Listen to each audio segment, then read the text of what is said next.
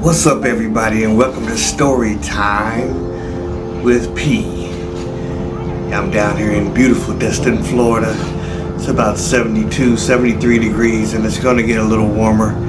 But as you can see, the water behind me, see Intercoastal out here in Destin, Florida, which is on the Gulf Coast. Never been here before, but was told that I need to come check out the beaches in Destin, Florida. So haven't been to it yet, but I'm planning on going here shortly.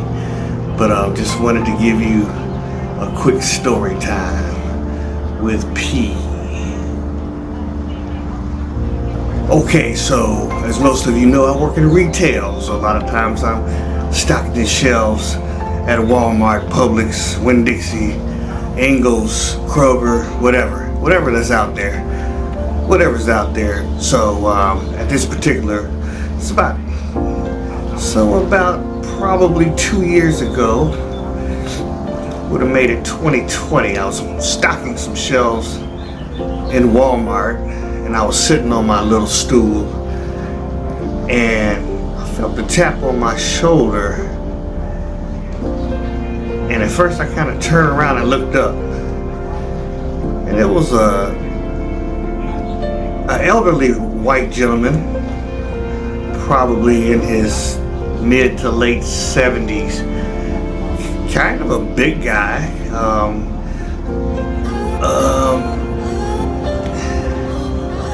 kind of a robust looking guy, the kind of guy that looks like he may sit in a tree and hunt, kind of with the camouflage gear, the kind of like the vest with the big belt buckle, the hunting hat, camouflage hat. And I looked up and I was like, okay. And so he put his hand out like this, and he said, "You know what this is?" And it was one of those lifesavers that's individually wrapped, so they're kind of big. They're about that big. And I said, "It's a lifesaver." And he said, "You know what I call it?" I said, "No, what do you call it, sir?" He said, "I call it Jesus candy." And so I was like, "Jesus candy?" He said, "Yeah, because Jesus saves." I said, "Okay, that's pretty catchy little slogan. I can roll with that. I'm down with that." So he handed me one of those track flyers, like, if you died right now, would you go to heaven or would you go to hell? You know, you've seen them before, you know, in the bathrooms and public bathrooms and stuff like that. So, okay, so he moved along to the next person, and apparently that was his ministry. He liked strolling through Walmart and handing people lifesavers and telling them that it's Jesus candy. And I was like, hey, I ain't mad at you, homie. So I've probably seen this guy another 5 or 6 times.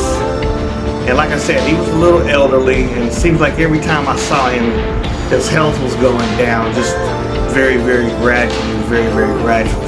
And he always had this little lady with him, which I was assuming that was his wife. But she was always there, but not there. She was just kind of, she took a second seat to his thing.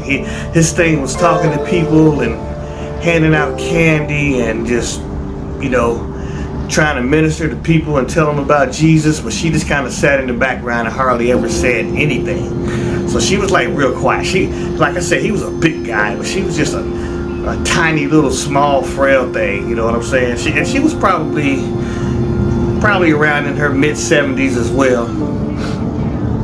So fast forward. So I'm not at that store for about 7 months because they move us around a lot. So I'm not in that store for 7 months. So now I'm going about maybe twice a week, like maybe Mondays and Wednesdays. So after I'm back at this particular store,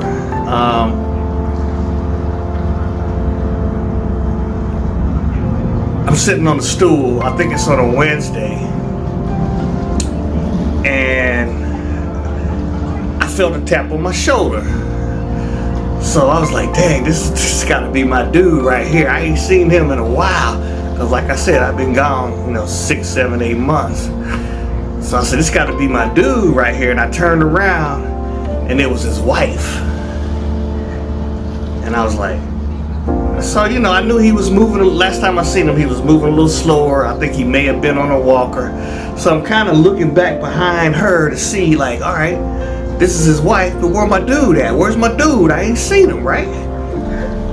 So I'm looking like, hey, where my dude at? And I looked up at her, and she had that look in her eye, and I was like, no. And she said, yep. She said, my husband has passed, and he's went on to be with the Lord. And she had that lifesaver in her hand, and she handed it to me. And now this was like COVID, COVID going crazy, people social distancing. I'm a black dude, she's an old white lady.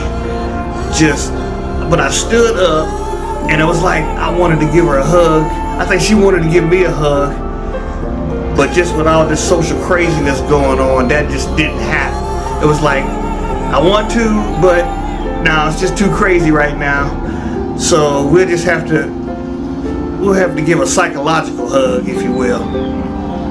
But anyway, so she teared up a little bit. I teared up a little bit because my dude was gone, and I could tell she was taking it really hard. And I actually wanted to get his name, and I never got his name, but I've always wanted to see that elderly lady back in the store, and I've been in that store back for about maybe 6 months now, and I have not seen her, so I'm hoping she's well. But you know how the story goes a lot of times when, sometimes a husband will go, and then sometimes the wife will go maybe a month or 2 later. Sometimes it just happens. I mean, it's weird, but it's true. I've heard several stories like that. But yeah, I just wanted to let you guys hear that story. It's been tugging on my heart to put it out there for a while now, but we're gonna go through things in life similar to this. So every opportunity, you have to love people like there's no tomorrow. So you all be blessed. Stay in the faith. We'll talk to you soon. Story time with P. Peace.